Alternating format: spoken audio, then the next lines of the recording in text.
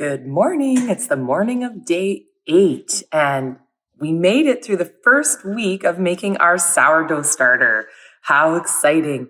So today I really wanted to talk to you about some important things that I think are very important to understanding why we're doing what we're doing.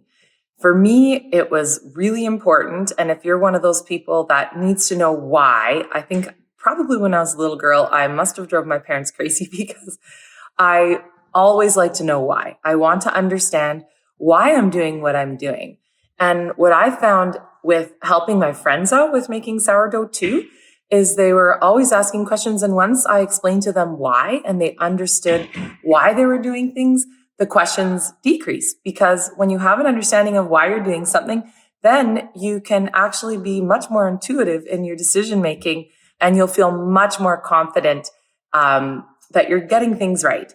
If you're still not seeing much activity, but you saw some bubbles at the beginning and it even looked like it was rising and it was really exciting, and then now suddenly it's not very active, remember, this is exactly what happened to my regular sourdough starter.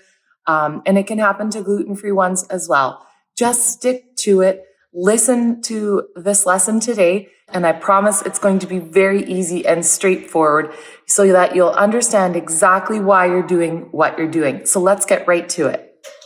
Oh, Gracie wants to come and help us. Do you want to help me with my starter? Oh, yes, she likes it. Hey, Gracie. So you can see it's got nice activity. You can maybe even hear the bubbles. We can see the bubbles popping. We can see the consistency, and it smells lovely. It smells like bread to me. And we know that it has doubled and fallen. So if we see that it has done that and we're ready to make leaven to make our bread, we would know, okay, this is not at its peak activity, and that's okay. That's what making the leaven is for. But it looks exactly how it should look.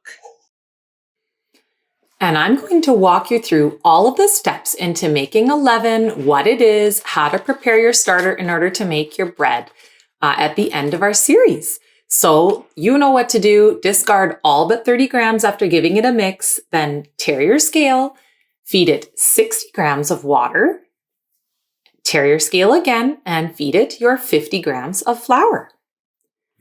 Then, of course, we go back to our usual mix, and we'll mix it for at least 2 minutes until it's all incorporated and it passes the jiggle test. And don't worry, this is going to get so much easier at the end of these 2 weeks. You'll only have to do this once a week and when you want to make bread.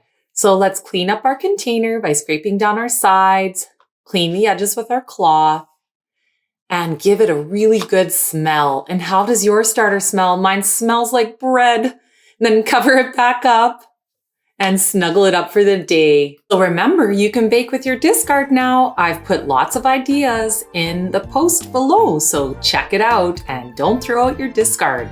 And if you do make something, I'd love to see a picture of it in the comments.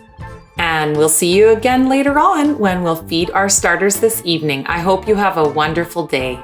Goodbye.